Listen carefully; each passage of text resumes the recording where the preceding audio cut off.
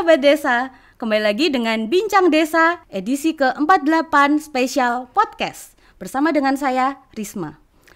Hari ini kita akan bahas topik yang sangat menarik, yaitu tentang pakan ikan. Dan kita sudah dibersamai oleh dosen di Departemen Perikanan Fakultas Pertanian Universitas Gadjah Mada, yaitu Mbak Desi Putri Handayani. Boleh disapa semua Mbak Desi. Halo Sobat Desa. Sobat Desa. Oke. Perkenalkan, aku Desi, salah satu dosen yang bukan apa ya? Intinya adalah kita mendalami ilmu. mendalami ilmu dan ditugasi begitu sebagai staf pengajar di Departemen Perikanan Fakultas Pertanian ya Mbak Iya, Risma. Fakultas Belum Pertanian. jadi Fakultas Perikanan, doakan sebentar lagi gitu. Oke. Terima kasih sudah diundang sore hari ini. Oke. Gimana kabarnya Mbak Desi? Luar biasa. Alhamdulillah. Namanya dosen tuh saya juga baru tahu. Banyak sekali kegiatannya gitu ya, nggak iya. hanya mengajar tapi Iya. juga meneliti, rapat-rapat itu banyak sekali ternyata. Dan salah satunya adalah pengabdian, yaitu sharing Iya. ke teman-teman Sobat Desa semuanya. Oke Mbak Desi, hari ini kita mau bahas tentang pakan ikan gitu ya. Sebenarnya Mbak Desi, pakan ikan itu seberapa penting sih kalau di budidaya perikanan sendiri? Oke, ini pertanyaan yang bagus ya. Kira-kira pakan ikan tuh penting nggak sih buat komoditas gitu ya? Kalau kita budidaya ikan, kita target utamanya tuh apa sih? Kita mau membuat ikan itu tumbuh. Membuat ikan itu misalnya dari kita pelihara 10 gram menjadi atau bisa jadi 100 gram atau bahkan 500 gram. Itu butuh cost. Costnya dari apa? Dari pakan. Dan ini lagi-lagi jadi PR nih buat kita gitu ya.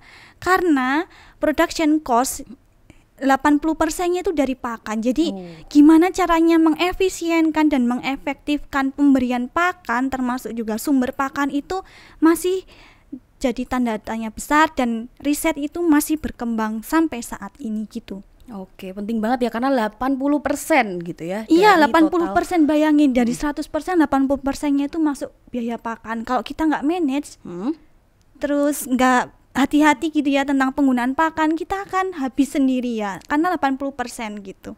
Jadi keren banget nih topik diangkat oleh Bincang Desa ya, Bincang Desa, dan semoga ini menjadi salah satu manfaat buat para Sobat Desa semuanya. Pada Sobat Desa semua, mungkin di seluruh Indonesia atau Iya, seluruh Indonesia luar negeri dong. gitu ya. Boleh juga. Oh iya. Oke, Mbak, selanjutnya nih aku pengen tahu gimana sih komposisi bahan-bahan pakan sendiri untuk ikan itu? Oke.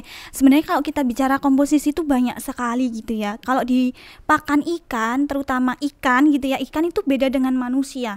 Kalau kita nggak makan kan lapar. Iya, Terus kalau kita lapar makannya nasi, betul. sumber karbohidrat. Kalau ikan itu sumber energi utamanya adalah protein. Protein ya, iya. Iya, padahal protein itu kan mahal ya, misalnya tepung ikan, tepung kedelai dan lain-lain. Kemudian ikan itu juga butuh namanya, kalau kita bagi ya, ada makronutrien dan mikronutrien. Sama seperti manusia sebenarnya ya. Kemudian kalau komposisinya tadi ada protein yang paling banyak, kemudian ada lemak, kemudian ada karbohidrat, kemudian ada vitamin, mineral, itu harus jadi satu supaya ikan itu bisa mengabsorb, bisa mencerna gitu ya. Karena sayang banget kita udah buat pakan dengan protein tinggi tapi ikannya nggak bisa menyerap nutrisinya, jadi kan jadi limbah di perairan. Bayangin kalau kolam ikan itu banyak sisa peletnya, Ya, bau jadi nggak? keruh, bau, Iya kan? ya. Itu bau. Jadi kita, ya ini jadi PR lagi nih buat Iya. kita. Justru Gimana ikannya caranya? jadi nggak sehat. Betul, Iya, ikannya benar. nanti sakit loh itu. Iya, oke. Nah, itu kan tadi kalau dari apa aja yang harus ada. Nah, pakan sendiri kalau nggak salah nih Mbak, aku tadi sempat belajar dulu lah ya, baca-baca gitu ya. Ada yang alami, ada yang buatan. Nah, itu sebenarnya jenis-jenisnya pakan itu seperti apa sih Mbak? Kalau bicara tentang pakan alami dan pakan buatan, kalau pakan alami itu gini, pakan alami itu biasanya kita berikan untuk ya, ikan-ikan dalam stadia awal. Karena gini, ikan itu misalnya setelah menetas gitu ya, itu tuh ada kuning telur yang fungsinya untuk cadangan makanan. Itu habis semingguan lah ya. Itu habis itu harus kita suplai kalau kita budidaya. Jadi ikan itu harus bisa mencari makan untuk bertahan hidup. Kalau nggak bisa nyari makan, otomatis kan dia mati gitu ya. Kalau di lingkungan kan ada kompetisi. Kalau di budidaya nggak, kita suplai. Misalnya adalah kutu air. Kemudian nggak pernah dengar ya kutu air, Dapnia gitu misalnya, ada Artemia, kemudian ada cacing sutra, kemudian ada banyak sekali yang bisa kita berikan gitu ya, atau bisa dari tumbuh-tumbuhan gitu ya, misalnya azolla. Iya, azolla itu kayak paling umum ya, azolla. Iya, azolla itu kan tumbuh di pinggir sawah ya. Di sawah itu kan bisa kita manfaatkan. Kalau pakan buatan itu misalnya pakan pelet. Pelet itu kan bisa kita modifikasi. Kita pengen protein berapa sih? Atau kita bisa tambahkan. Misalnya kita mau nambahkan vitamin apa, mineral apa, itu bisa kita modifikasi gitu. Keuntungan dari pakan pelet tadi itu ya. Kalau yang pakan buatan itu keuntungannya bergerak. Jadi biasanya untuk larva-larva ikan. Karena larva ikan kan nggak tahu ya ini apa ya gitu ya. Kalau ada yang bergerak, dia bisa langsung hap gitu. Sesuai dengan bukaan mulut biar dia hidup. Oke. Nah, kalau dari jenis-jenis itu gitu ya, kan ada macam-macam nih. Kita bisa tahu bahwa ini adalah pakan yang baik dan cocok gitu ya buat ikan kita gitu. Itu gimana sih Mbak taunya? Oke, aduh ini pertanyaan dilematis nih. Pakan yang baik itu kayak mana gitu toh? Pakan yang baik itu kalau kita normalnya berarti kan mengandung nutrisi yang baik gitu ya, yang dibutuhkan oleh ikan, kemudian bisa meningkatkan kesehatan, dan yang penting lagi itu sesuai dengan kebutuhan ikan. Dan tidak mengandung penyakit. Kalau misalnya kita berikan pakan alami misalnya ya, terus di situ ada kontaminan penyakit, nah itu resiko besar gitu ya. Kita ngasih pakan ikan ternyata ada penyakitnya, itu bisa membuat ikan itu berarti kan masih karier gitu ya. Betul, ya hati-hati yang sifatnya karier. Kemudian kalau pakan yang baik itu biasanya kita gini, sekarang mindsetnya adalah kalau kita berbicara pakan itu banyak orang yang sekarang beralih tentang amino acid. Jadi penggunaan protein bentuk paling terkecil. Kalau dulu kita bicara crude protein itu kan crude protein namanya kan masih protein yang apa ya, bisa aja N dari amonia, dari urea kan masuk ya. Tetapi sekarang kita sudah berbicara tentang amino acid gitu. Jadi sudah sangat advance. Misalnya kita tambahkan metionin, kemudian lysine atau triptofan dalam pakan, itu bisa gitu. Jadi seharusnya pakan yang baik itu yang sesuai dengan kebutuhan ikan dan stadia hidupnya gitu. Misalnya pertumbuhan berapa, kemudian pada saat mau pemijahan apa yang dibutuhkan, itu yang lebih baik gitu. Oke. Nah, karena tadi ada macam-macam, aku jadi penasaran nih kan ikan itu juga ada yang dibudidayakan gitu, yang di kolam-kolam dalam skala besar, tapi ada juga yang ikan pelihara gitu, yang hias di rumah-rumah. Nah, itu beda nggak sih Mbak? Kita harus kasih makan ikannya itu? Kalau di Risma pernah melihat ikan cupang atau ikan moli, ikan gapi? Iya. Itu kan ukurannya lebih kecil ya. Pernah nggak Dek Risma membayangkan ikan moli, ikan gapi ini bisa sebesar ikan lele? Serem kayaknya. Kan serem ya. Kalau misalnya kita ikan hias kan lebih cenderung melihat warnanya. Jadi memang pakan untuk ikan hias itu lebih banyak tujuannya adalah untuk dominansi warna. Misalnya warnanya menjadi lebih merah atau lebih cerah, kita tambahkan produk astaxanthin gitu ya di dalam pakan, sehingga warna yang keluar itu bagus gitu. Dan misalnya ikan cupang jantan itu kan dia punya sirip yang bagus ya. Warnanya semakin menarik, nanti biayanya atau harganya semakin mahal.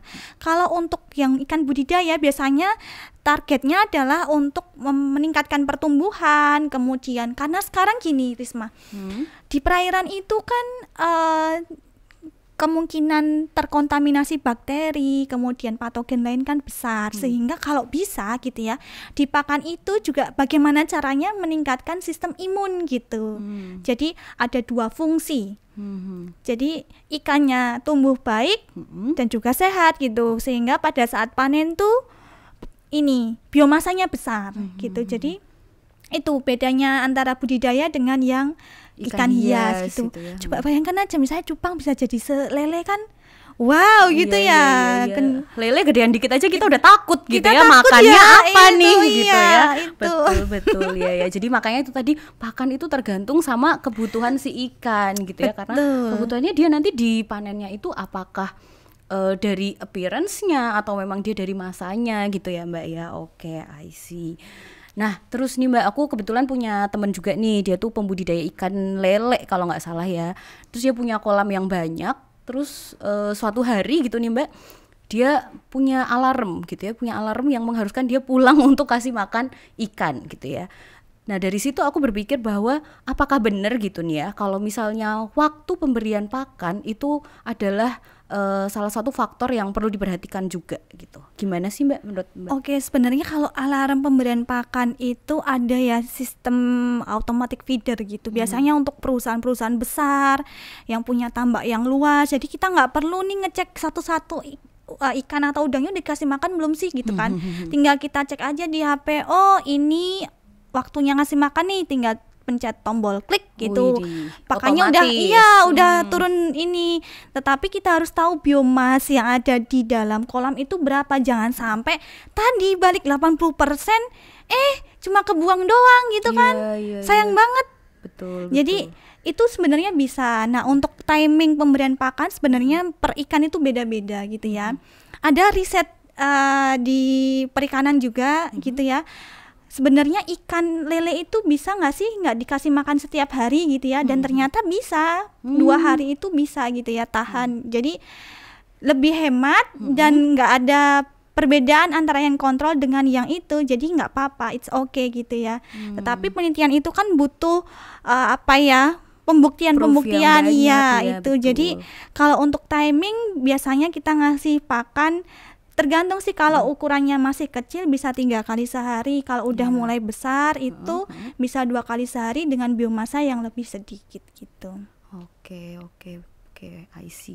Nah, jadi kan tergantung lagi gitu ya Mbak ya. Nah, terus kalau misalnya terkait dengan itu, mungkin nggak kan kemudian kita harus cari nih, mungkin ada pakan jenis khusus atau yang perlu dipilih supaya dia bisa 2 hari sekali itu tadi dan sebagainya gitu. Gimana sih Mbak kita itu memilih gitu ya pakan yang tepat untuk kita kasih ke ikan-ikan kesayangan kita nih, mau hias maupun budidaya gitu. Oke, sebenarnya kalau kita ingin menentukan waktu pemberian pakan tuh butuh penelitian gitu ya. Atau misalnya kita punya mini riset di rumah, kita punya 9 ini akuarium kecil itu, kita coba berikan misalnya per 12 jam atau per 24 jam atau per 48 jam gitu.